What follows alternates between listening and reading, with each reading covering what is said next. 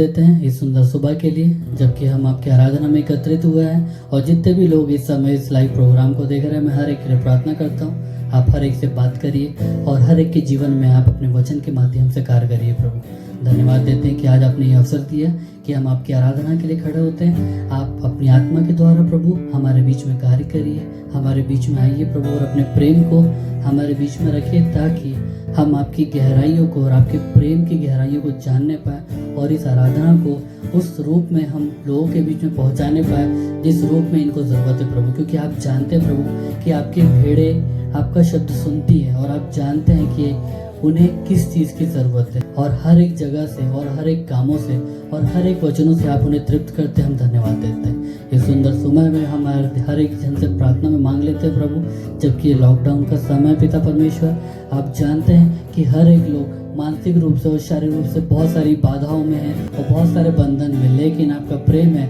जो हर एक कामों से आज़ादी देता है, हर एक बंधनों से आज़ाद करता है। इस लॉकडाउन के समय में भी आप सबको आशीषित करेंगे प्रभु, और वही आशीष जो लोग पिता परमेश्वर चाहते हैं वो उनके जीवन में मिलने पाए।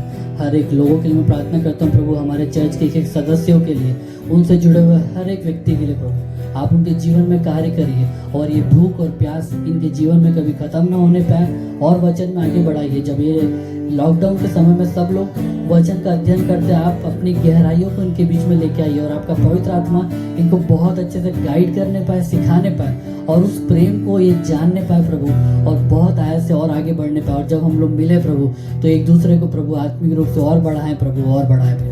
जितने भी लोग इस समय इस प्रोग्राम को देख रहे हैं, आने वाले समय में देखते हैं प्रभु, सबको आशीषित कर प्रभु। जितने भी लोग इस समय हमारे साथ ऑनलाइन हैं, सबको आपके आशीषों के वरदानों से और ज्ञान से हम भर देते प्रभु। जितने भी लोग किसी कारणवश नहीं है, उनके भी हृदय में आप काम करिए, ताकि वो लोग हमसे कनेक्टेड हो सके और अपने बातों को और अपने पिता परमेश्वर जो आपके साथ जो एक्सपीरियंस उन लोग इस समय महसूस करते हैं, हर एक चीज़ों को लोग उस कमेंट में लिख के हमें बताने पाए प्रभु, और हम जानने पाए पिता परमेश्वर। हर एक बातों में आपको पहला स्थान देते हुए इस विनती को आपके प्रिय पुत्र प्रभु यीशु मसीह के नाम से मांग लेता हूँ। सुनिए और प्रेम कीजिए। आमीन। आप सबों को जय मसीह की।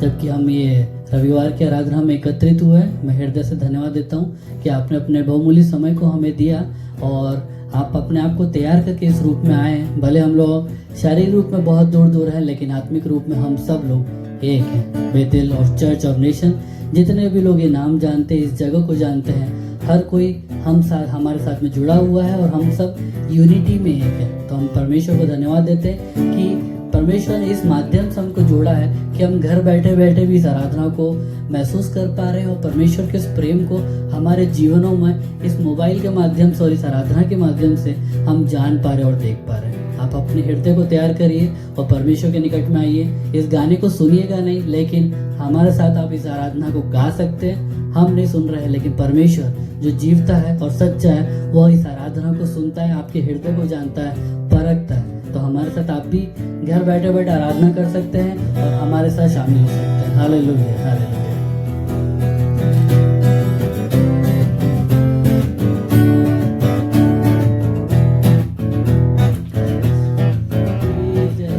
जय जय बोलो जय यीशु की जय, जय जय बोलो जय यीशु की जय, जय जय बोलो जय यीशु की जय, जय जय बोलो जय यीशु की जय। नाचेंगे गाएंगे धूम मचाएंगे, यीशु का गुणगान करेंगे। नाचेंगे गाएंगे धूम मचाएंगे, यीशु का गुणगान करेंगे। आओ मिलके स्तुति करेंगे, यीशु का गुणगान करेंगे। आओ मिलके स्तुति करेंगे, यीशु का गुणगान करेंगे।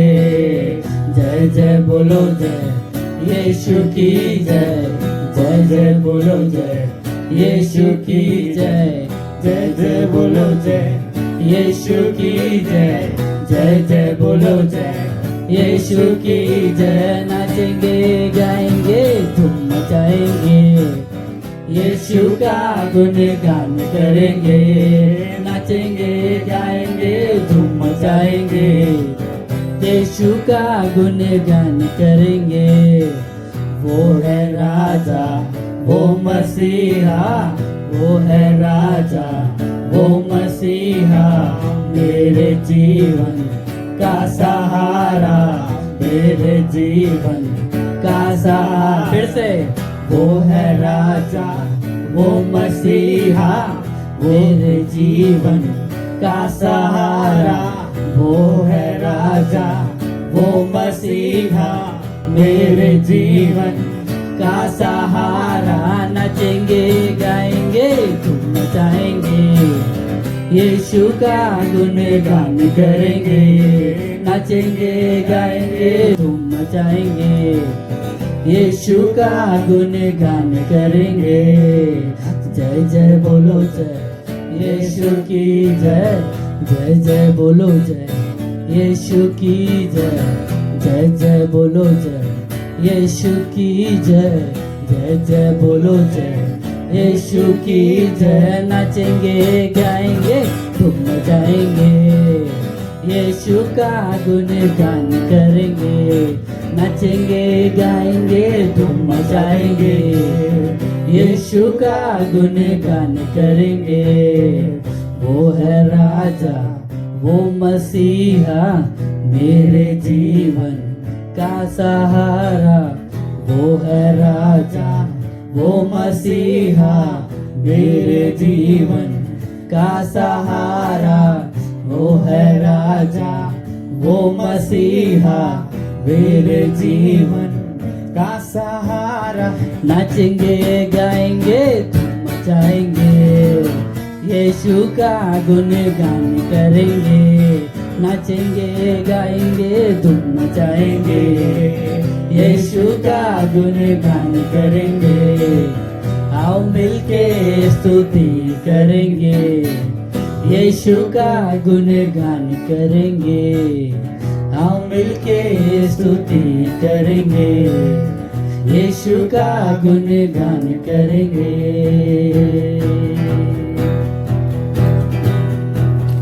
राजाओं का राजा है, वो प्रभुओं का प्रभु है। हालेलुया। राजाओं का राजा है, वो प्रभुओं का प्रभु है। सब मिलके, राजाओं का राजा है, वो प्रभुओं का प्रभु है। राजाओं का राजा है, वो प्रभुओं का प्रभु है। प्रभु यीशु मसीह, प्रभु यीशु मसीह, प्रभु यीशु मसीह, प्रभु यीशु मसीह, प्रभु यीशु मसीह। राजाओं का राजा है, वो प्रभु का प्रभु है। हालेलुया। राजाओं का राजा है, वो प्रभु का प्रभु है। बुलाए चुने हुए और विश्वासियों के नाम जय बनाई है, वचन का है आगाज। बुलाए चुने हुए विश्वासियों के नाम जय बनाई है, वचन का है आगाज। जब तक सांस रहे करें ना हम विश्राम, जब तक सांस रहे करेंगे हम विश्राम। राजाओं का राजा है, वो प्रभु का प्रभु है। राजाओं का राजा है, वो प्रभु का प्रभु है। प्रभु यीशु मसीह, प्रभु यीशु मसीह, प्रभु यीशु मसीह, प्रभु यीशु मसीह, प्रभु यीशु मसीह। राजाओं का राजा है, वो प्रभु का प्रभु है। राजाओं का राजा है, वो प्रभु का प्रभु है।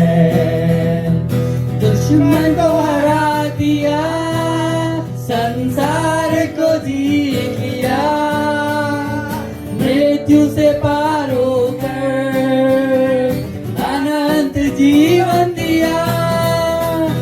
दुश्मन को हरा दिया, संसार को जीत लिया, मृत्यु से पार होकर अनंत जीवन दिया। विधियों का जो लेख था फिर उसने मिटा डाला, विधियों का जो लेख था उसने मिटा डाला।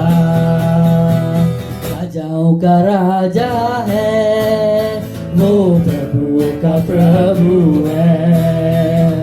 राजाओं का राजा है, वो प्रभु का प्रभु है।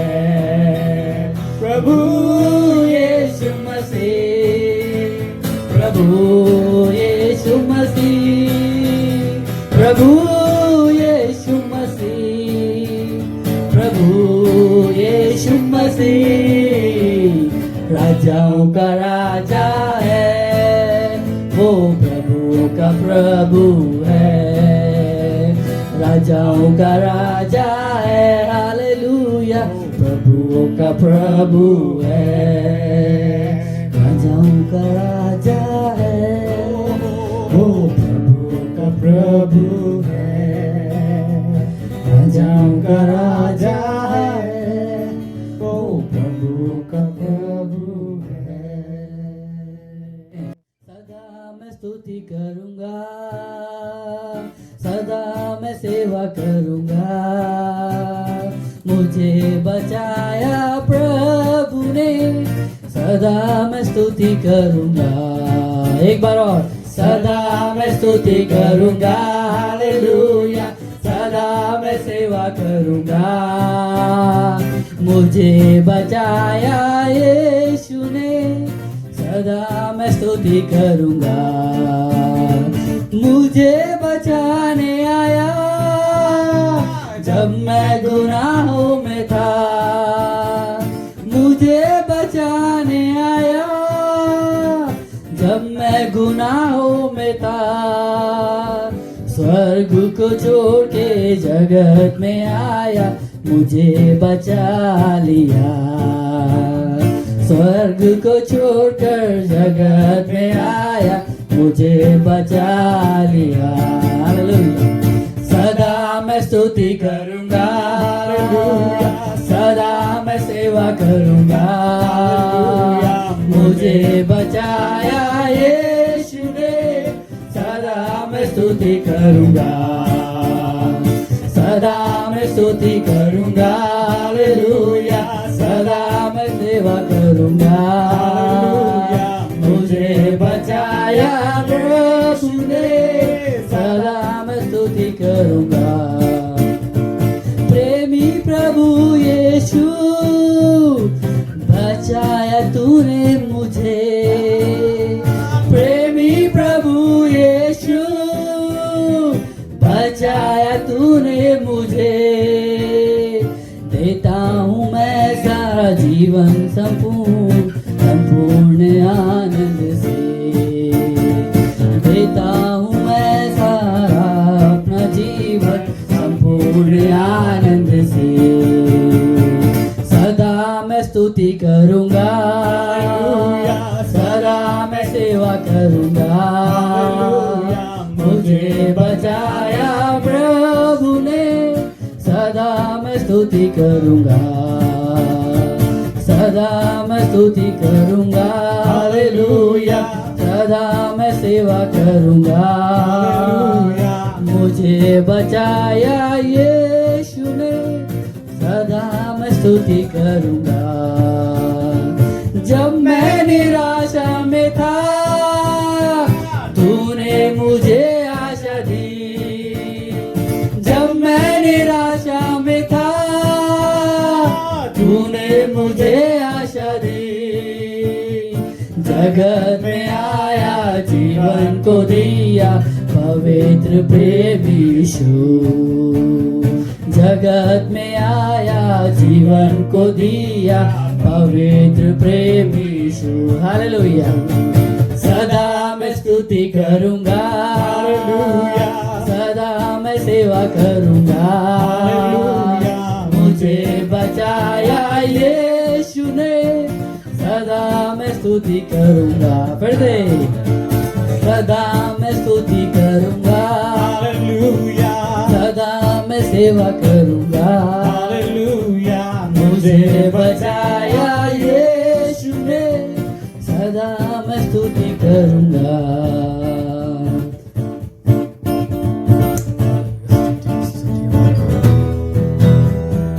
हो जय जयकार, जय जयकार करे। हो जय जयकार, जय जयकार करे। ओ हमारा राजा, राजा दुख संकट से बचा। आप भी गाइए, वो है हमारा, come on। वो है हमारा राजा, राजा दुख संकट से बचाता, बचाता। हम पर अपनी करुणा करता और करता उपकार, क्यों ना उस पर तन बनवार दे अपना अधिकार। ओ जय जयकार, जय जयकार करे। हालेलुया। ओ जय जयकार, जय जयकार। फिर से हम गाएंगे। वो है हमारा राजा, राजा दुख संकट से बचाता, बचाता। वो है हमारा राजा, राजा दुख संकट से बचाता, बचाता। हम पर अपनी करुणा करता और करता उपकार, क्यों ना उस पर धन बनवार दे अपना अधिकार। ओ जय जयकार, जय जयकार करे। हालेलुया। हो जय जयकार, जय जयकार करे। स्वर्ग है, स्वर्ग है उसका सिंहासन, सिंहासन। पृथ्वी बनी है आसन, आसन।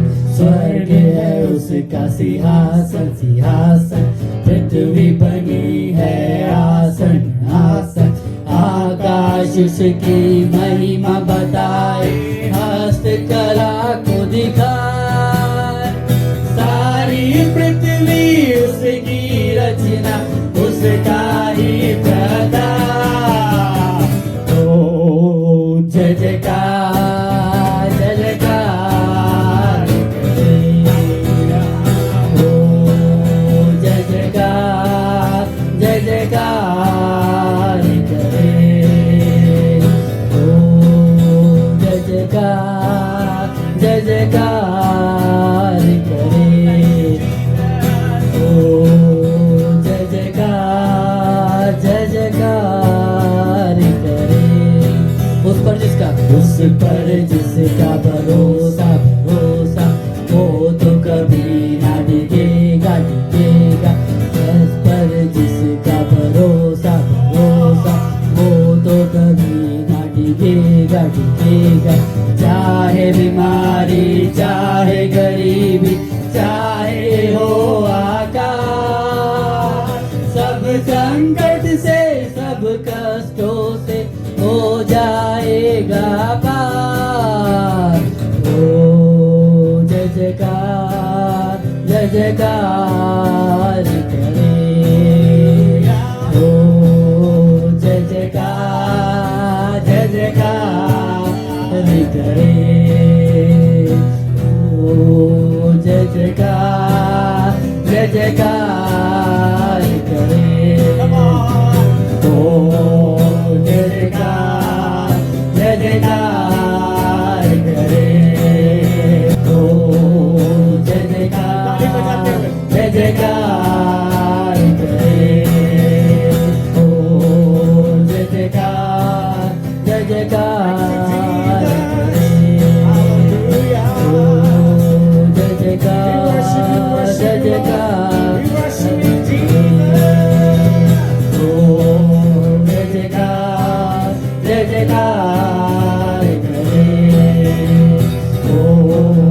जय जयकार जय जयकार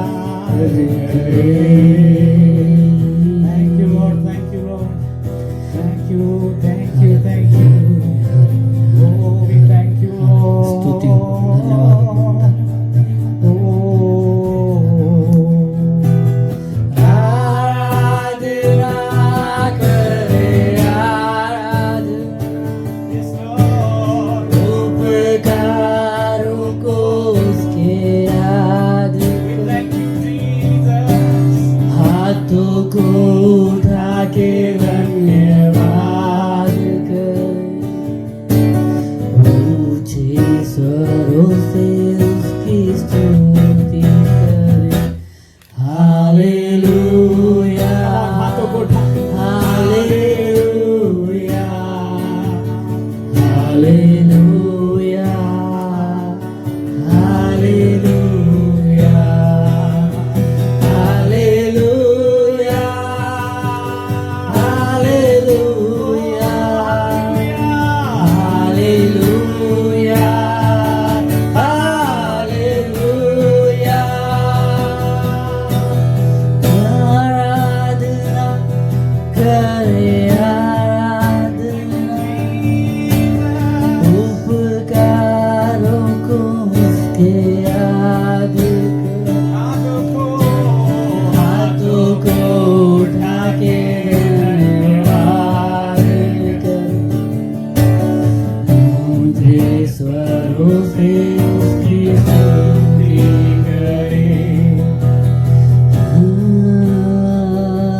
हालेलुया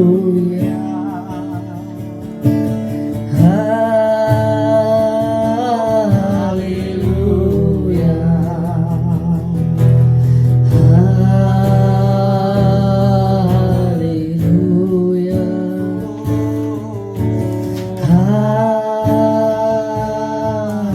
हालेलुया हालेलुया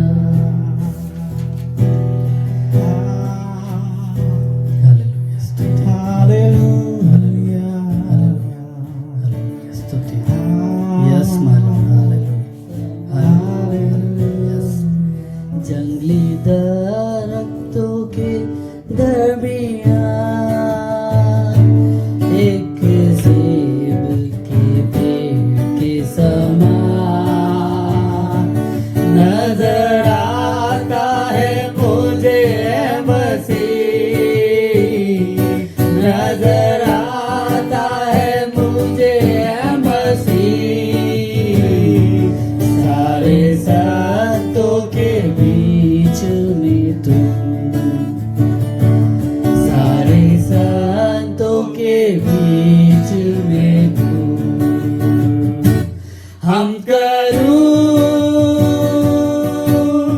तेरी ये प्रभु अपने जीवन भर जंगल के सफर में गाऊं शुक्र गुजारिश में गाऊं शुक्र गुजारिश में तू ही है नरगिस का शारून का तू शोषण विवादियों का तू ही है नरगिस का शारून का हाँ तू शोषण विवादियों का संतों में तू है अति पवित्र संतों में तू है अति पवित्र कैसे कामिल और शान से भरा कैसा कामिल और शान से भरा हम करूं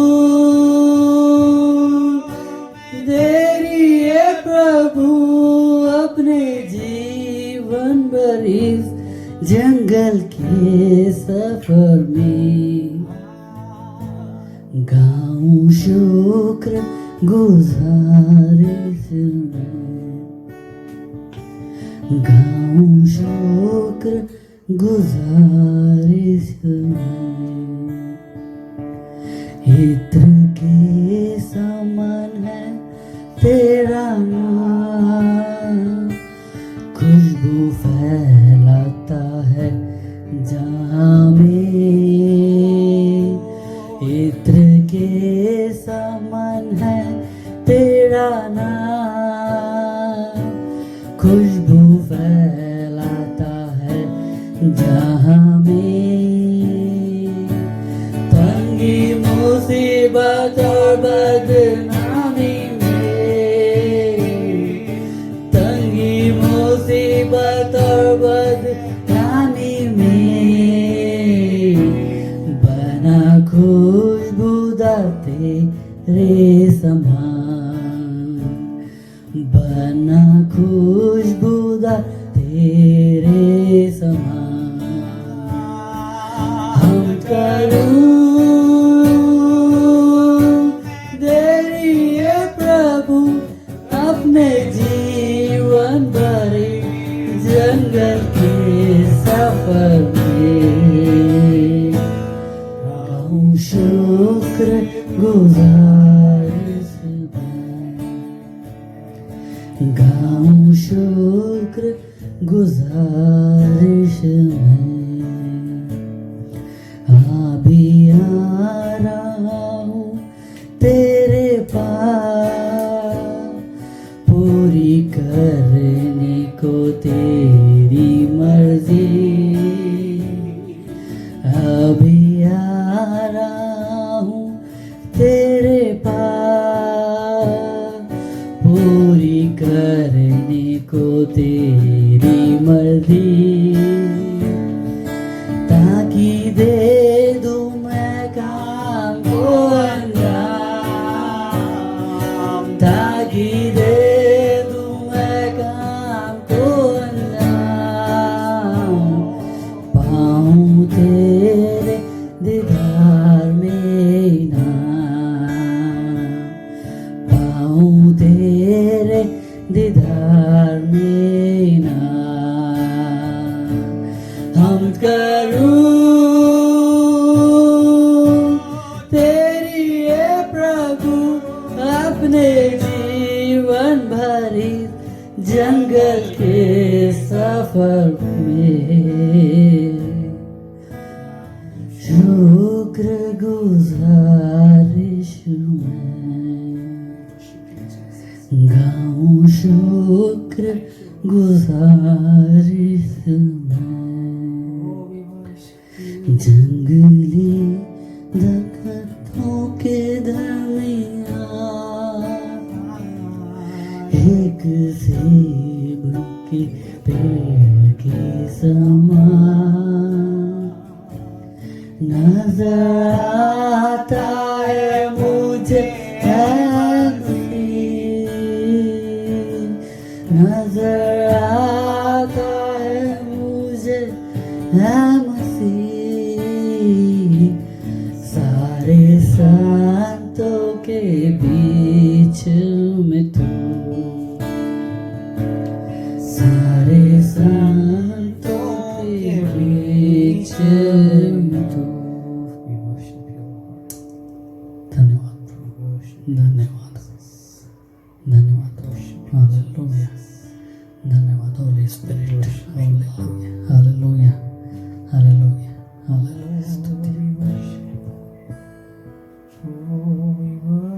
हालेलुया, स्तुति हालेलुया, स्तुति हालेलुया। जिस दिन में तू ना हो दिन ही नहीं, इस जीवन में तू ना हो जीवन नहीं, जिस दिन में तू ना हो दिन ही नहीं, इस जीवन में तू ना हो जीवन नहीं, क्षमताएं मेरी तू ही है, ताकत में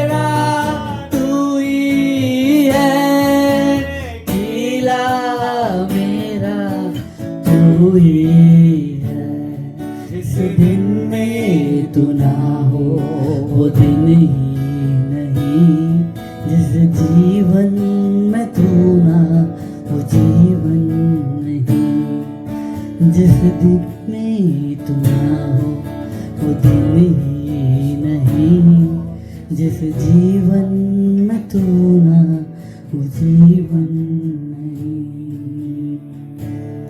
स्तुति स्तुति हो प्रभु, हालेलुया, धन्यवाद धन्यवाद धन्यवाद, हालेलुया, स्तुति, हालेलुया, स्तुति,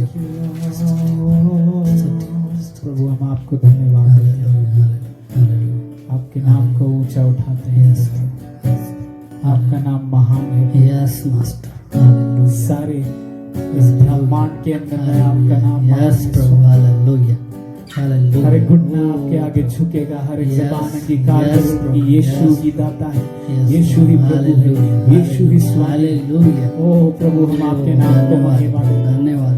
हमारे जीवनों में आपने आकर प्रभु हमारे जीवनों को बदला प्रभु, हम आपको धन्यवाद देते हैं। हमको प्रभु अपने वचन से साफ किया प्रभु, अपने पवित्र आत्मा को देकर ओ प्रभु हमको पलटने के लिए एक और मौका दिया और पवित्र आत्मा को देकर सही चाल चलन को हमारे अंदर डाला। हम धन्यवाद देते हैं यीशु, हम आपको ऊंचा उठाते हैं, सब बातों में आदर महिमा आपको देते हैं यीशु मसीह के नाम से।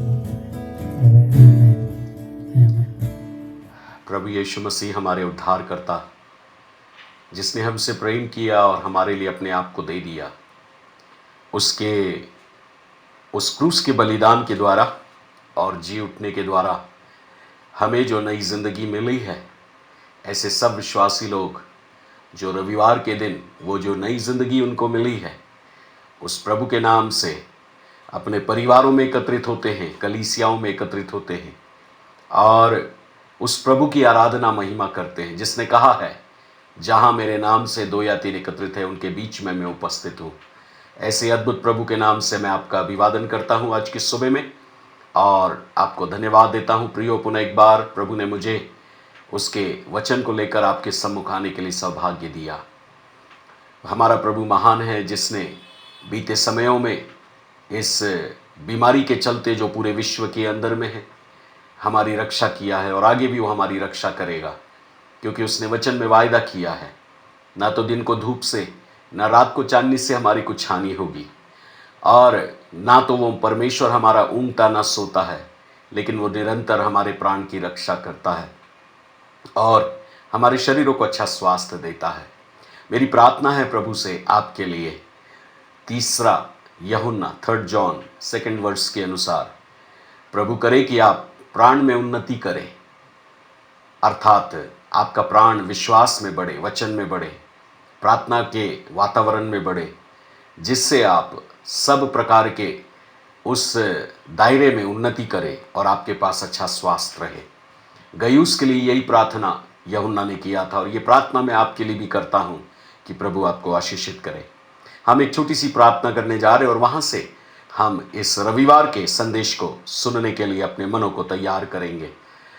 मेरी प्रार्थना ये भी है कि प्रभु आपके मन को खोलें ताकि आप प्रभु के वचन की इन सच्चाइयों को अपने जीवन के अंदर ग्रहण कर सकें और यीशु मसीह के आगमन के लिए अपने आप को तैयार कर सकें। हम प्रार्थना करेंगे। धन्यवाद हो प्रभु। Thank you Jesus, glorious Lord, thank you, thank you, thank you, thank you, thank you, thank you, thank you, wonderful Jesus. Hallelujah, hallelujah, hallelujah, hallelujah. आराधना हो प्रभु आपकी, महिमा हो प्रभु आपकी, स्तुति हो प्रभु आपकी। तेजोमय परमेश्वर, महिमामय परमेश्वर, ओ योद्धा परमेश्वर, आपकी तारीफ हो। Hallelujah, hallelujah, hallelujah. पवित्र आत्मा आपका स्वागत है यहाँ, पवित्र आत्मा आपका स्वागत है यहाँ। सर्वशक्तिमान परमेश्वर दयाव कृपाकर आपका स्वागत है यहाँ।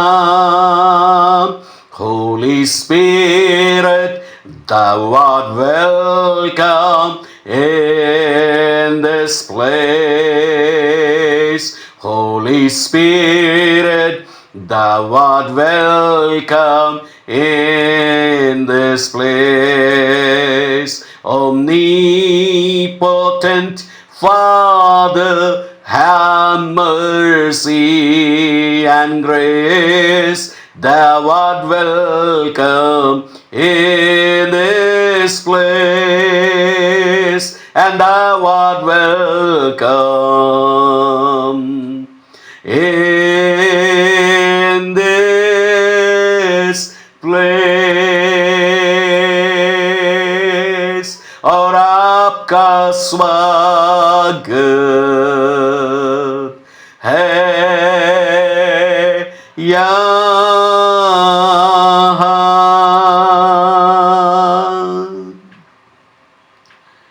प्रेमी परमेश्वर, आपके अनोखे प्रेम के लिए हम आपको धन्यवाद देते हैं। आज सुनने वाले प्रत्येक भाई बहनों के ऊपर पवित्र आत्मा का एक नया प्रकाशन, बुद्धि समझ ज्ञान के साथ विवेक से भरा हुआ मन प्राप्त करते हुए आपके आदेशों का पालन करने के लिए, इस पृथ्वी पर आपकी संतान बनकर जीने के लिए आप सहायता करें। प्रभु, मेरी बुद्धि को मैं आपकी अधीनता में रखता हूँ, मेरे ज्ञान को मैं आपकी अधीनता में रखता हूँ, मैं अपने शरीर आत्मा प्राण देह को आपकी अधीनता में रखता हूँ। जो लोग मुझे सुनने जा रहे हैं, बड़ा स्पष्ट आपके सिंहासन से विचारों में होकर वचन पहुँचने पाए और आत्मा को छूने पाए, लोगों के हृदय बदले जाएं, लोगों की मानसिकता बदलती जाए और अपने जीवन में ये प्रभु के साथ चलने के लिए गंभीर बन सके। पवित्र आत्मा एक नया काम प्रत्येक घरों में करिए। Lord, do the work, a new work in every home, a new work in every heart. हर एक के हृदय में नया काम करिए प्रभु, और आपकी उपस्थिति से हमारे जीवनों को निरंतर नया बनाकर बदलते जाइए। धन्यवाद, आपने दुआ सुना यीशु के नाम से, आमीन। पिछले रविवार को मैं इफिसियों की पत्री से आपसे बात किया था और वहीं से पुनः एक बार मैं प्रभु के वचन से आपको कुछ सिखाना चाहता हूं।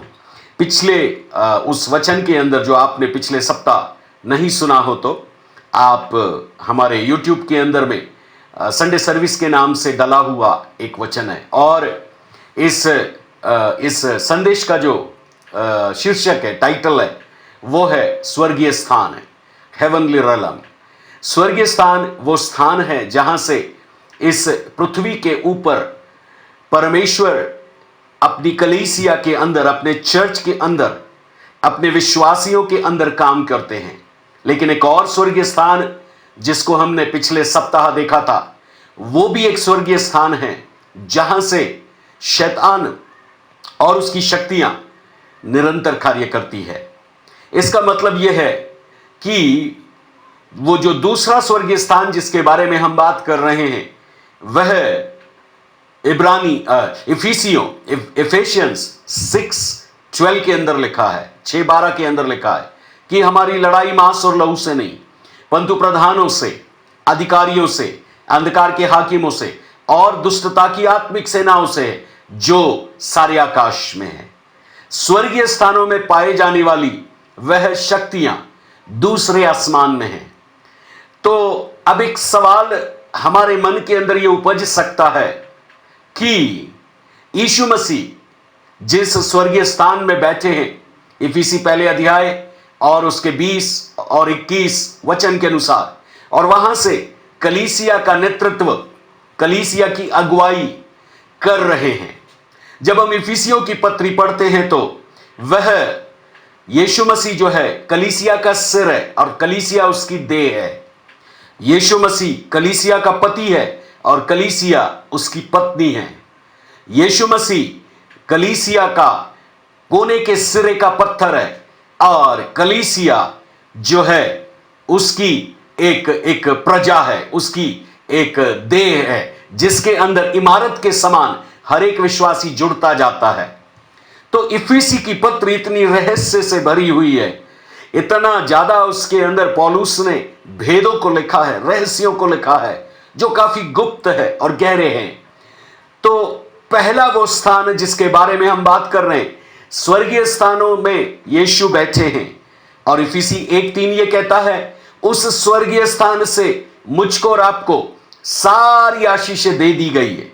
ये आशीषें धन दौलत मकान दुकान बंगला उसके बारे में बात नहीं कर रहा है जो दुनियावी है, जो इस संसार की है, लेकिन वो आत्मिक आशीषों के बारे में बात कर रहा है। इसका मतलब आदम में जो कुछ हमने खोया था, आदम और हवा के पाप करने के बाद जो मानव की पतित अवस्था हुई, जिसके कारण मानव आज भी दुखों में जी रहा है, श्रापों में जी रहा है, बीमारियों में जी रहा है, कमियों में जी रहा है, लेकिन यीशु मसीह मेरे और आपके लिए गरीब बनकर के आया, अवतार लेकर मानव जैसा जीवन जिया, परीक्षाओं का सामना किया, हर प्रकार की बीमारियों को, दुख तकलीफ परेशानियों को, श्रापों को उसने अपने ऊपर उठा लिया और उठाने के बाद वो क्रूस पर बलिदान हो गया। इस बात को समझने के लिए मेरे मन के अंदर एक उदाहरण याद मुझे आता है। एक बार एक मां थी और उनकी एक बेटी थी और उनके पति थे। उस घर के अंदर अचानक आग लग गई। जब घर के अंदर आग लगी तो ये बेटी बहुत छोटी थी जो गोदी के अंदर में थी। पूरा घर आग की लपटों से जूझ रहा था। मां को अचानक याद आया कि ये बेटी जो है ये अंदर वाले कमरे में सो रही है। मां ने आग की लपटों को ना देखकर उस आग की लपटों में वो चली गई। जब मां उस आग की लपटों में अंदर जाने लगी, उसका शरीर आग की लपटों से जलने लगा और कहीं ना कहीं उसका चेहरा झुलस गया। वो बेटी को उठाकर जैसे तैसे आग को चीरती हुई बाहर निकल आई, लेकिन मां का चेहरा पूर्ण रीति से झुलस गया। कई दिनों तक वह अस्पताल में भर्ती रही। फिर उसके बाद वो घर आई और ये लड़की जब बड़ी हुई, कॉलेज जाने लगी, जब वो अपने कॉलेज के लड़कियों के साथ मिलने लगी तो हर एक जन की मां को वो बहुत खूबसूरत एक स्त्री के रूप में देख रही थी, सुंदर स्त्री के रूप में देख रही थी, लेकिन अपनी मां को वो बदसूरत रूप में देखती थी। और उसके मन के अंदर एक सवाल था, मेरी मां ऐसी क्यों है। लेकिन अचानक एक दिन वह अपने सहेलियों को बुलाना चाहती थी, लेकिन वो कई बार कहती थी, नहीं मेरी मां बदसूरत है, मैं नहीं बुलाऊंगी। एक दिन अचानक वो अपनी मां के साथ बैठी और बात करने लगी। बात करने पर उसकी मां ने जब उसको इस घटना का बयान किया, वो किस प्रकार से आग की लपट में मरने वाली थी, आग में जलने वाली थी, लेकिन उसकी मां ने उसको झुलसते हुए उस अवसर से बाहर निकाला, आग की लपटों को चीरकर, जिसके कारण उसकी ये दशा हो गई। मेरे प्रियो, वो लड़की फूट फूट कर रोने लगी, मां से गले लपेटकर कहने लगी, मां सच में आप मुझसे बहुत प्यार करते हैं।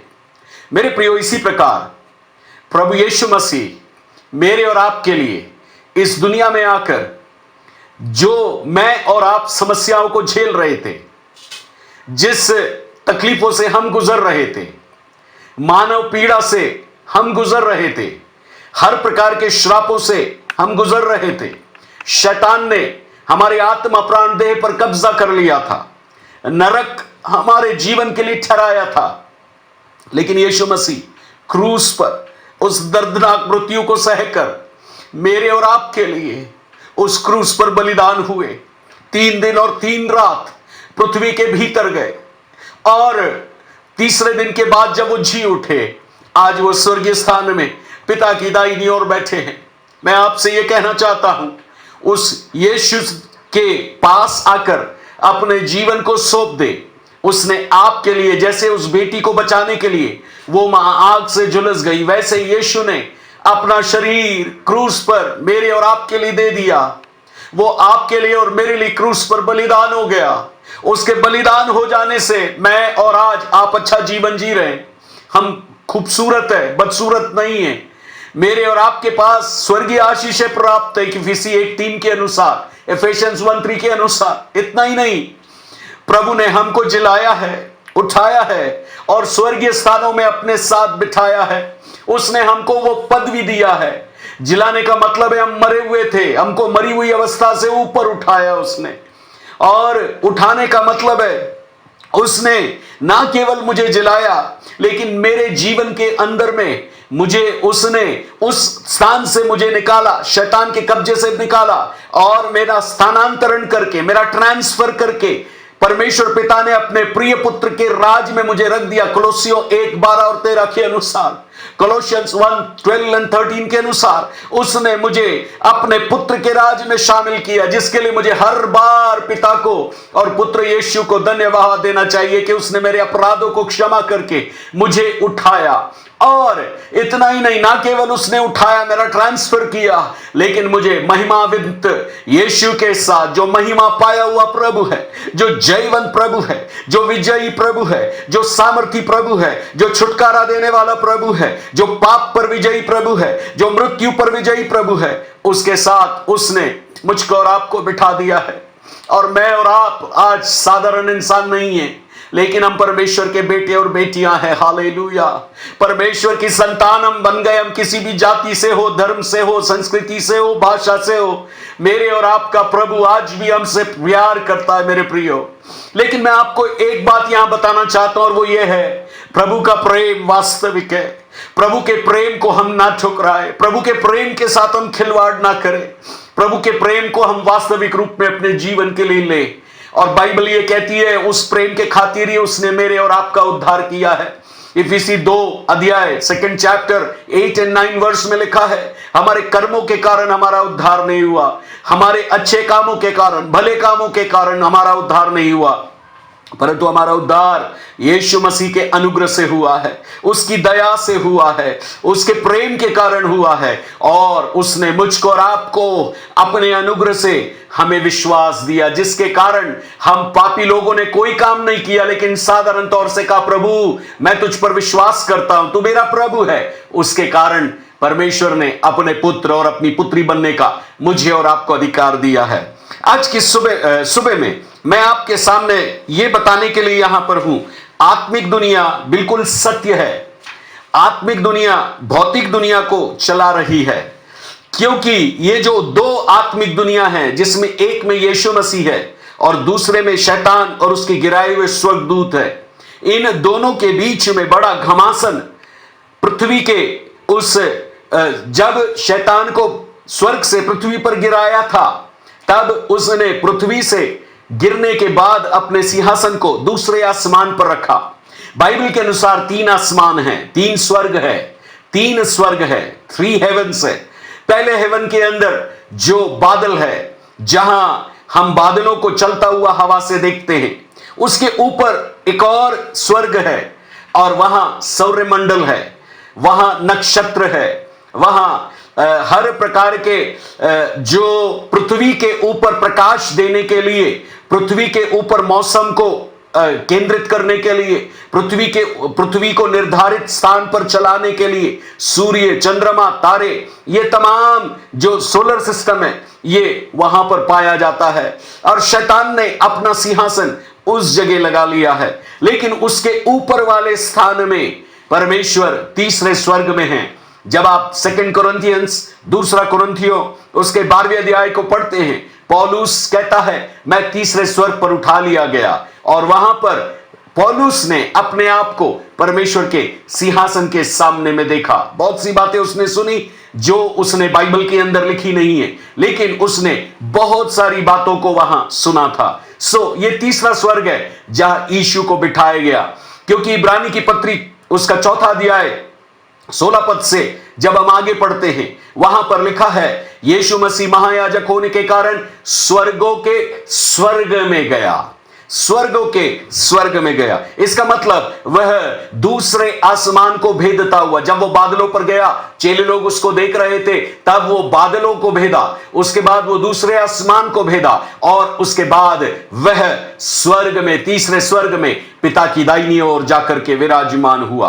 मेरे प्रियो, मैं और आप स्वर्गीय नागरिक है। हम पृथ्वी के नागरिक जरूर हैं, किसी देश के, परंतु हम स्वर्गीय नागरिक हैं। इस बात को कभी मत भूलिए कि मैं और आप यीशु के द्वारा स्वर्गीय नागरिकता हासिल किए हैं। हम स्वर्गीय नागरिक हैं।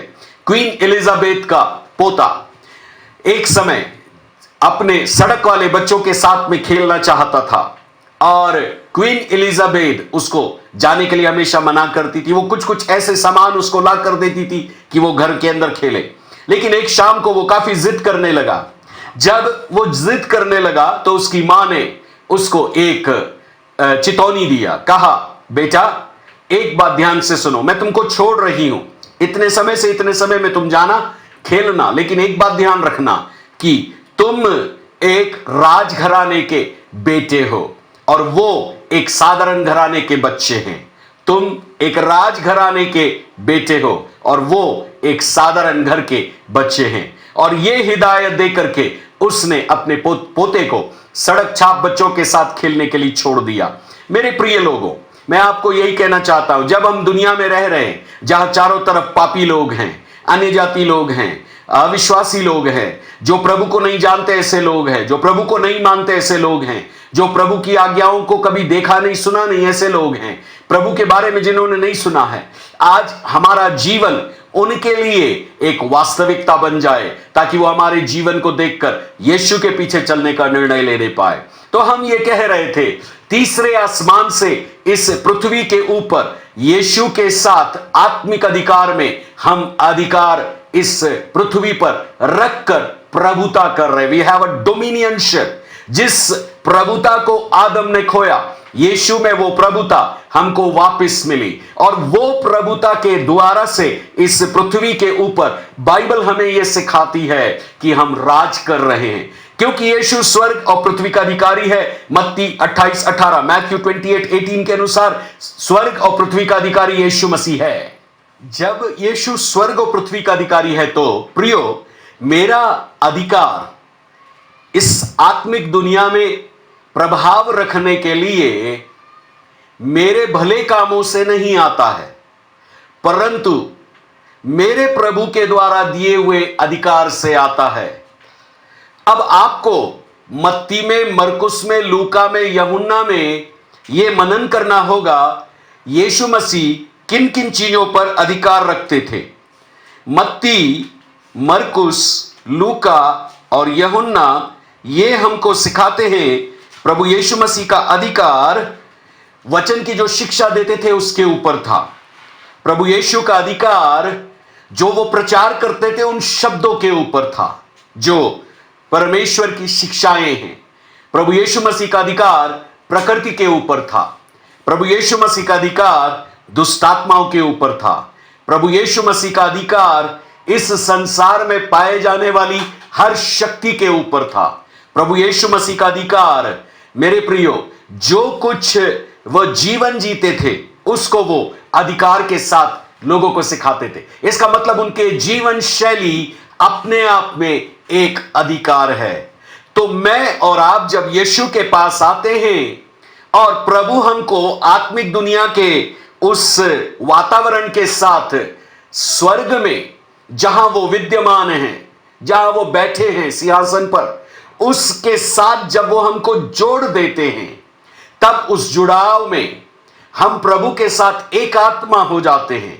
हम पिता की और पुत्र की संगति प्राप्त करते हुए हम इस दुनिया में शैतान की ताकतों के ऊपर विजयी जीवन जीते हैं। और दूसरे शब्दों में, शैतान अपना काम कर रहा है, परीक्षाएं हमारे जीवन में वो बारंबार लाता है, हमको हर बार वो कहीं ना कहीं गिराने की कोशिश करता है, हमारे मानव शरीर को वो कहीं ना कहीं पीड़ित करने की कोशिश करता है।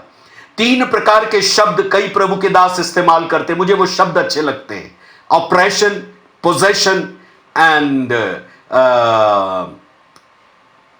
Depression. Operation, possession and depression. Depression ये उदासीपन है जो आज लोग डिप्रेशन में, ये विशेष करके दिमाग से जुड़ा हुआ है। पोजेशन अर्थात शरीर को जकड़ लेना, पीड़ित करना बीमारियों से, दुखों से।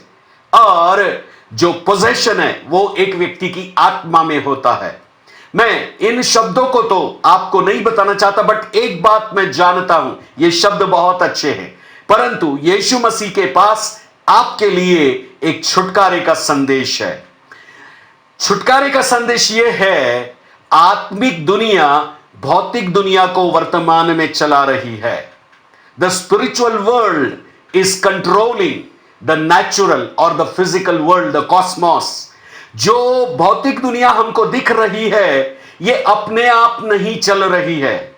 इसको चलाने वाला या तो परमेश्वर है, नहीं तो शैतान है। आप कहेंगे भाई शैतान कैसे हो सकता है? शैतान लोगों की बुद्धि को नियंत्रण करके चला रहा है। दूसरा कुरिन्थी 4:4 में लिखा है, वो मनुष्यों की बुद्धि को अंधा कर देता है जिससे परमेश्वर का तेजोमय सुसमाचार का प्रकाश दूसरा कुरिन्थी 4:6 के अनुसार लोगों के हृदय में ना चमके। ओ लोगों के हृदयों में जब यीशु मारा गया, गाड़ा गया, जिंदा हुआ, वो प्रेम करता है, वो बलिदानकारी प्रभु है, वो हमें लेने के लिए आने वाला है, वो हमें छुड़ाता है। जब ये संदेश उनके हृदय में आ जाता है, उनके विचारों में आ जाता है, वहां से उनकी बुद्धि सुसमाचार पर विश्वास करती है। और यीशु मसीह ने इस शैतान को संसार का शासक कहा है। यदि आप यूहन्ना रचित सुसमाचार 12 अध्याय 31 वचन पढ़े, तब प्रभु ने कहा संसार का सरदार निकाल दिया जाएगा। और 14 अध्याय का आखिरी वचन कहता है संसार का जो सरदार है उसका न्याय किया गया है और वो दोषी ठहराया जाकर अब पूर्ण रीति से कमजोर हो जाएगा। यीशु मसीह के क्रूस पर बलिदान के द्वारा शैतान को हराया गया। लेकिन मैं आपको बाइबल की एक आयत और याद दिलाना चाहता हूं, जहां पर लिखा है पहला पत्रस 5:8, 1 पीटर 5:8, तुम्हारा सचेत रहो और जागते रहो, तुम्हारा विरोधी शैतान इस खोज में रहता है कब तुमको फाड़ खाए। दूसरे शब्दों में वह आज भी विश्वासियों को ताक रहा है। लेकिन बहुत सारे विश्वासी लोग हैं, वे उसकी रणनीति को नहीं जानते हैं। क्योंकि हमने अपने पिछले संदेश के अंदर आपको यह बोला था, वहां लिखा है कि परमेश्वर के सारे हथियार बांध लो। इफिसियों की पत्री 6वां अध्याय 11वां वचन, 6th chapter 11th verse, वहां लिखा है कि परमेश्वर के सारे हथियार बांध लो कि तुम शैतान की युक्तियों के सामने खड़े रह सको। और फिर इफिसी 6:13 में लिखा है, 6:13 में लिखा है कि तुम परमेश्वर के सारे हथियार पहन लो कि बुरे दिनों में तुम स्थिर रह सको। सो खड़े रहना है और स्थिर रहना है। प्रभु की मनसा यह है, जब शैतान की ओर से परीक्षाएं हमारे जीवन में आएंगी तब हमको खड़े रहना है। अब सवाल यह है कि ये जो दूसरे आसमान की शक्ति है, जो शैतान की शक्ति है, इसके लिए पौलुस ने रोमियो की पत्री उसके 16 अध्याय के 20 वचन के अंदर एक बहुत अच्छा वचन लिखा है जो मुझे बेहद पसंद है।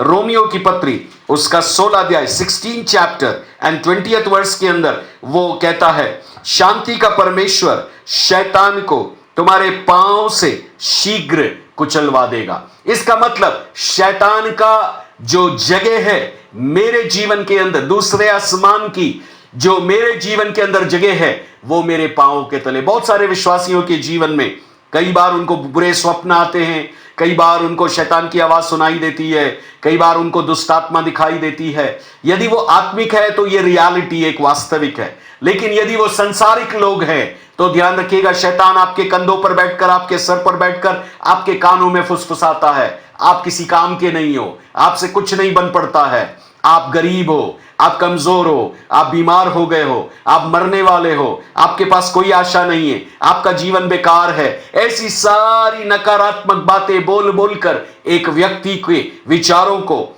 आत्मा प्राण देह को शैतान कमजोर कर देता है। इसका मतलब यह है आत्मिक दुनिया भौतिक दुनिया को चला रही है।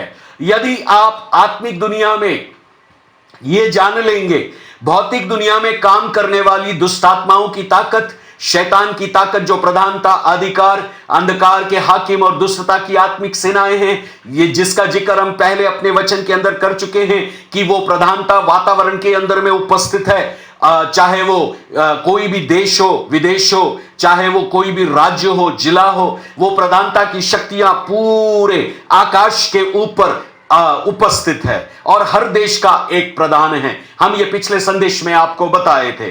लेकिन जो दूसरी प्रधानता के बाद अधिकार, ये अधिकारी लोग जो हैं, ये कई बार मेरे जीवन के अंदर कई परिस्थितियां ऐसी लाते हैं और मेरे जीवन को पाप में गिरा देते हैं। हर बार कहीं ना कहीं मैं पाप करता हूं, सोचने के द्वारा, बोलने के द्वारा, देखने के द्वारा। ये अधिकारी लोगों का काम मुझे शरीर के कामों में घसीटना है, जिसको मैं आपको बता चुका हूं। इफिसी की पत्री उसका 2 अध्याय और उसके 3 और 4 वचन के अंदर में, 2, 3 और 4 वचन को जब आप पढ़ेंगे तो हमारा स्वभाव पाप का स्वभाव है जो दुष्ट आत्मा से संचालित है।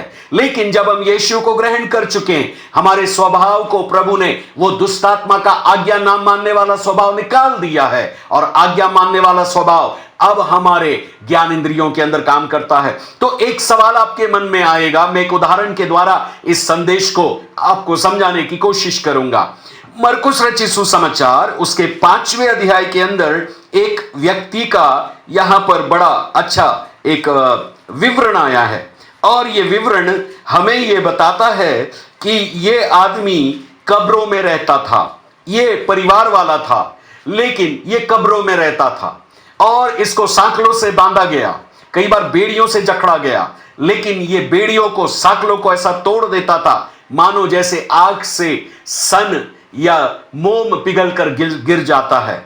और ये शहर में नहीं रहता था, गांव में नहीं रहता था, घर में नहीं रहता था, लेकिन ये कब्रों के अंदर में रहता था और नंगा रहता था, कपड़े नहीं पहनता था, पत्थर लेता था, अपने शरीर को पत्थरों से चीरता था। जब जब वो दुष्टात्मा उसके ऊपर हावी होती थी तब तब वो दुष्टात्मा से अपने शरीर को चीर देता था।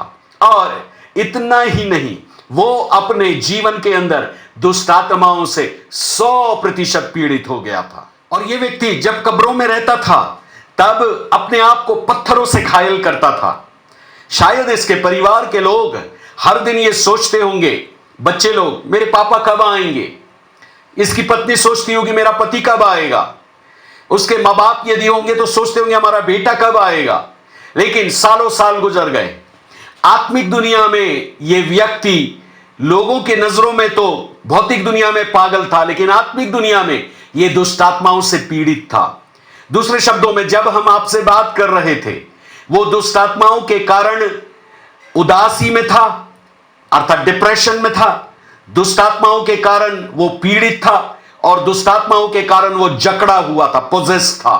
और यीशु मसीह एक दिन इसके पास जाते हैं। जब ये यीशु को नाव से उतरते हुए देखता है तब दौड़कर उसको नमस्कार करता है और यीशु के बारे में कहता है, तू परमेश्वर का पवित्र जन है, मैं ये जानता हूं। ये वो व्यक्ति बात नहीं कर रहा था, लेकिन उसके अंदर जो आत्माएं रह रही थी वो बात करती हैं। और तब कहता है कि मुझे पीड़ा मत दे, मैं जानता हूं तू परमेश्वर का इकलौता बेटा है, मुझे पीड़ा मत दे, तू यहां से निकल जा। और यीशु मसीह उसको जो उसके अंदर रहने वाली जो दुष्ट आत्माएं हैं शरीर के अंदर, उसको कह रहे थे इसमें से निकल जा। और जब जब यीशु ये बोल रहे थे, कितनी बार बोला यीशु ने हमको नहीं पता, लेकिन अशुद्ध आत्माएं जो उसके अंदर असंख्य थी, बाइबल हमें एक छोटा सा बिंदु लगाकर नीचे लीजन या लिगोन कहती है, उसका मतलब है कि वह एक 6000 से ज्यादा दुष्ट आत्मा थी जो मिलिट्री के अंदर रोमी के होती थी।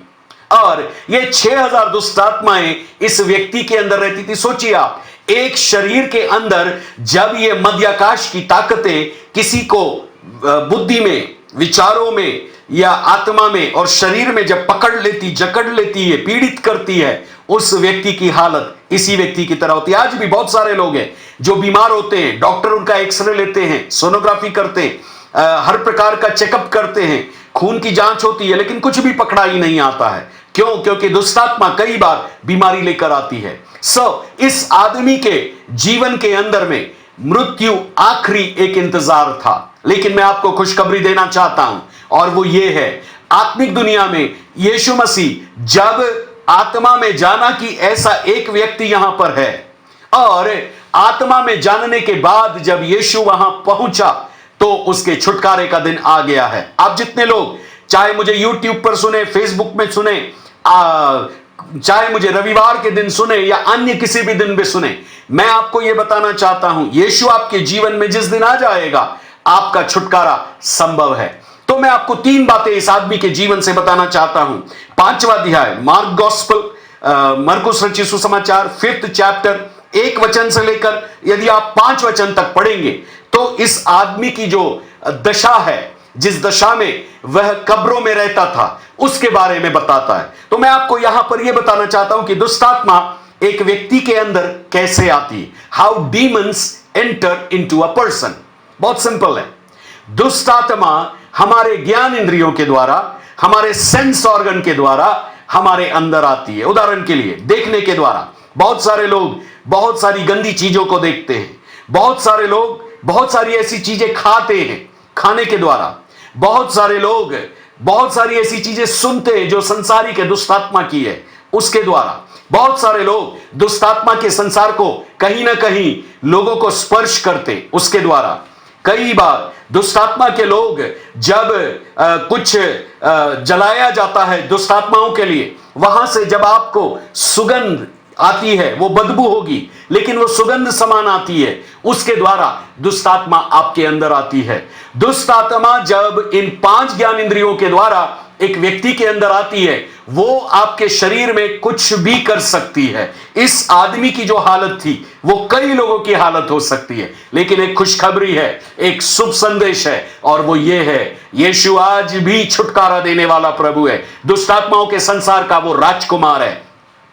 जब ये व्यक्ति इस प्रकार की पीड़ा में था, तब मरकुस 5वां अध्याय 6 पद से लेकर 18 पद तक हम यीशु को उसके पास जाता हुआ देखते हैं। तो यीशु की अलौकिक उपस्थिति उसके छुटकारे का कारण बनी। अब आपके मन में एक सवाल आएगा कि यीशु तो उन दिनों में उपस्थित है लेकिन अभी नहीं है। लेकिन मैं आपको बताऊं, यीशु आत्मा में उपस्थित है। वो स्वर्ग और पृथ्वी के अधिकारी हैं। केवल आपको यीशु का नाम लेने की जरूरत है। जो शैतान आपको दूसरे आसमान से आत्मिक दुनिया में परेशान कर रहा है, यीशु का नाम सुनकर, यीशु मसीह का लहू सुनकर तुरंत, क्योंकि यीशु का लहू पवित्र है जो क्रूस पर उसने बहाया, यीशु का नाम, यीशु का लहू आज भी आपको छुटकारा देगा। आप केवल इतना कहे, यीशु मुझे छुड़ा लो, शैतान के शक्तियों को तोड़ डालो, और मैं यीशु के नाम से तोड़ डालता हूं, और यीशु के लहू से मैं अपने आप को पूर्ण रीति से कवर करता हूं। तो यह दुष्ट आत्मा की शक्ति आपको छोड़कर चली जाएगी। यीशु का नाम आपको आजाद करेगा, स्वतंत्रता देगा। यीशु का वचन आपको स्वतंत्रता देगा। यीशु के शब्द जो बाइबल के अंदर लिखे, इस बाइबल को पढ़िए, ये वचन आपके अंदर स्वतंत्र लेकर आएंगे। यीशु मसीह की सामर्थ जो पवित्र आत्मा की है, जब कभी जहां कहीं पवित्र आत्मा की सामर्थ आती है, वो यीशु की सामर्थ है, और वो लोगों को शैतान के बंधन से आजाद करती है। यीशु मसीह की उसके बाद आपको आज्ञा मानना पड़ेगा। आपको पता है, हम तीसरे चरण में इस उदाहरण के जा रहे हैं। इस आदमी को छुटकारा मिलने के बाद इसने कपड़े मंगवाए और ये यीशु के चरणों के पास बैठा और यीशु से वचन सीखने लगा। तीसरा जो चरण है, पहला चरण आपके बंधुआई का है, कैप्टिविटी का है, गुलामी का है। दूसरा चरण आपके छुटकारे का है, लेकिन तीसरा चरण यीशु के चरणों के पास बैठने वाला है। मेरे प्रिय लोगों, आप जितने मुझे सुन रहे हैं, यदि आप चाहते हैं कि दूसरे आसमान की शक्ति आपके ऊपर हावी ना हो, आप उनके ऊपर हावी हो जाएं, तो प्रतिदिन बाइबल पढ़िए, उसको पढ़कर समझने की कोशिश कीजिए, उन वचनों को अपने जीवन के अंदर लीजिए और उसका पालन करने की कोशिश कीजिए। भले चाहे एक विचार हो, चाहे वो आपके विचारों से संबंधित हो, चाल चलन से संबंधित हो, आपके व्यवहार से संबंधित हो, या आपके बोलने वाले शब्दों से संबंधित हो, जब आप ऐसा करेंगे, यीशु मसीह आपके लिए रियल बन जाएगा। तो तीसरी जगह पर यीशु ने जब उसको छुटकारा दिया, उसने कपड़े पहने, अच्छे कपड़े पहने, फिर उसके बाद वो यीशु के चरणों के पास बैठा। हम नहीं जानते वो कितनी देर बैठा, प्रभु उससे बातचीत की, लेकिन इतना समझ में आता है या मरकुस रचित सुसमाचार पढ़ने से, जब तक कि गांव वाले लोग, क्योंकि जब यीशु ने दुष्ट आत्माओं को निकलने के लिए आदेश दिया, वो उस देश के बाहर नहीं गए, लेकिन सूअरों के झुंड में जाने के लिए दुष्ट आत्माओं ने बोला, यीशु ने दुष्ट आत्माओं को भेजा।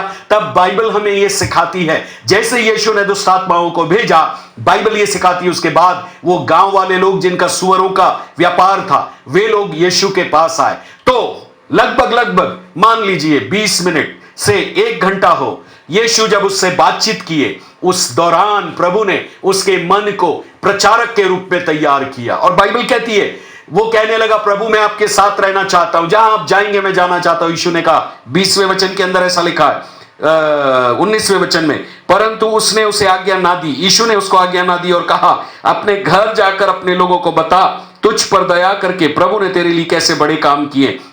और 20 वचन बोलता है, वह जाकर दिकापुलिस अर्थात 10 शहर में इस बात का प्रचार करने लगा, यीशु ने मेरे लिए कैसे काम किए हैं, और सब लोग अचंबा करते थे। मेरे प्रियो, जब छुटकारा हो जाता है आपको यीशु की गवाही देना है। जब चंगाई हो जाती है आपको यीशु के बारे में लोगों को बताना है कि यीशु मसीह ही छुटकारा दिए। बहुत सारे लोग अपनी जाति वालों से डरते हैं, बहुत सारे लोग धर्मांतरण से डरते हैं कि यीशु के बारे में मैं किसी को बोलूंगा तो क्या होगा। डरिए नहीं, प्रभु आपकी ओर है, प्रभु आपके साथ में है। आप किसी भी जाति से हो, प्रभु जब आपको छुटकारा देता है उसका नाम लोगों को जरूर बताइए और उसके वचन की शिक्षा पाने के लिए प्रभु के साथ चलना शुरू कीजिए। जब आप प्रभु के वचन की शिक्षा लेते तो पता है आप क्या करते, आप प्रभु के अधीन हो जाते हैं।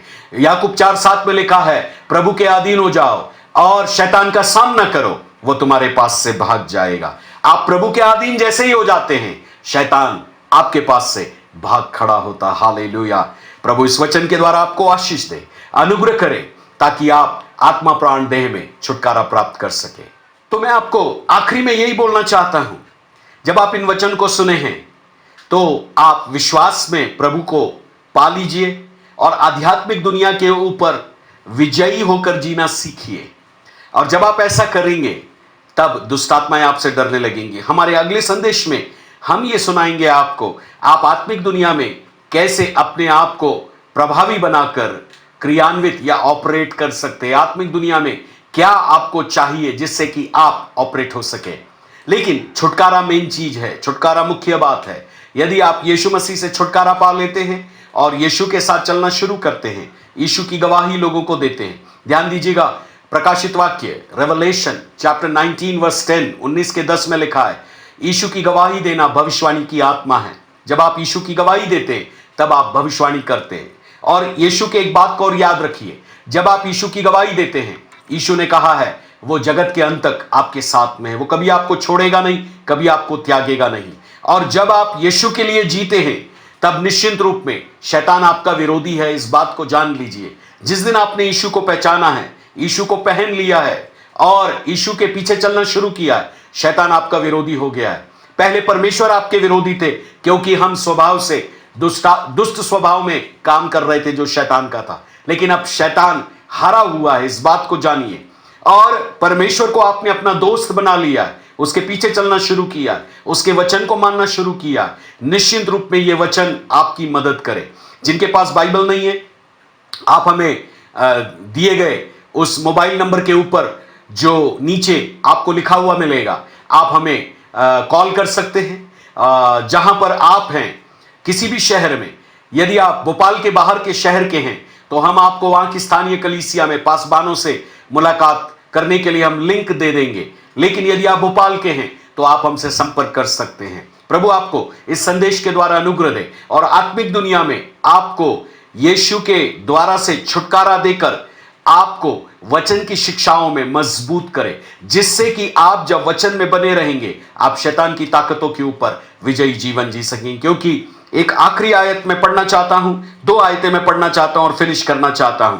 यीशु मसीह आत्मिक दुनिया में सब शक्तियां, जो 33 करोड़ शक्तियां उसके ऊपर है। कुलसियों की पत्री उसका 2 अध्याय और उसके 9वें वचन में ऐसा लिखा है, यीशु मसीह में ईश्वरत्व की सारी परिपूर्णता हमेशा वास करती है। और 10वें वचन में लिखा है, तुम उसी में भरपूर हो गए जो सारी प्रधानता और अधिकार का शिरोमणि है। यीशु मसीह जितनी भी शासक दुनिया में दुष्टात्मा के हैं और अधिकारी लोग जो मनुष्यों को बरगलाते हैं, उन सब के ऊपर अधिकारी है। ऐसा 2:10 कहता, सारी प्रधानता और अधिकार का शिरोमणि मतलब वो मुखिया है। सारी शक्तियां जो तांत्रिक लोग या जिन्नों को जगाने वाले इस्तेमाल करते हैं, वे सब यीशु के लोगों के, यदि यीशु के लोग वहां हस्तक्षेप करते हैं तो उनको रुकना पड़ता है, और वे जब कहीं फंस जाते हैं वो यीशु का नाम इस्तेमाल करते हैं। दूसरी आयत जो मैं आपको देना चाहता हूं, वो प्रभु के वचन में एक जगह ऐसा लिखा है कि परमेश्वर के सारे हथियार पहन लो कि तुम दुष्ट की युक्तियों के ऊपर जय पा सको। यदि मैं और आप दुष्ट की युक्तियों पर जय पा लेंगे तो परमेश्वर के सारे हथियार पहनने के द्वारा हमें निरंतर विजय से विजय में हम जाएंगे। मैं आपके लिए दुआ करना चाहता हूं। अब्बा पिता, मैं आपका धन्यवाद करता हूं आपके लोगों के लिए। यीशु मसीह जो शिरोमणि है, हमारा सिर है, मुखिया है, सारी शक्तियां उसके पांव के तले है। और प्रभु रोमियो 16:20 में भी आपने कहा, रोमन 16:20 में भी कहा है, शैतान की हर एक ताकतें हमारे पांव के तले है। शैतान हारा हुआ है।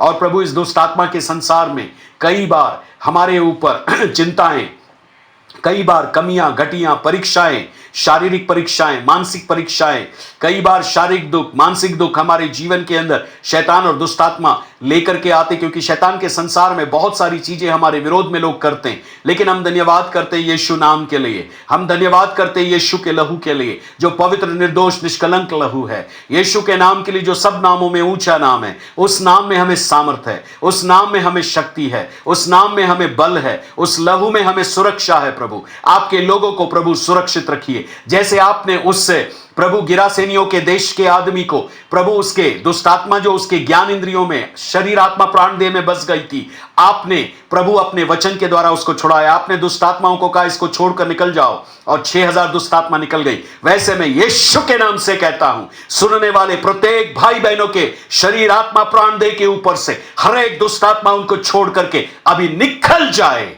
आजाद हो जाओ यीशु के नाम से। आत्मा में आजाद हो जाओ, प्राण में आजाद हो जाओ, शरीर में आजाद हो जाओ, यीशु के लहू में, यीशु के नाम में। Hallelujah. Thank you Lord, thank you Lord. धन्यवाद प्रभु, धन्यवाद, धन्यवाद। सारी महिमा, आदर, इज्जत प्रभु आपको मिले। आपके लोगों को आशीष दीजिए, यीशु के नाम से इस दुआ को मांगते हैं, आमीन। प्रभु आपको आशीष दे। अगले सप्ताह हम इसी विषय को, एक और विषय मनन करेंगे कि हम कैसे आत्मिक दुनिया को प्रभु के वचन के आधार पर पवित्र आत्मा की शक्ति में संचालित कर सके। तब तक इस पूरे सप्ताह प्रभु आपके साथ रहे। जब आप नया महीना चालू करते हैं, प्रभु की अलौकिक उपस्थिति आपको संभालने पाए। शालोम।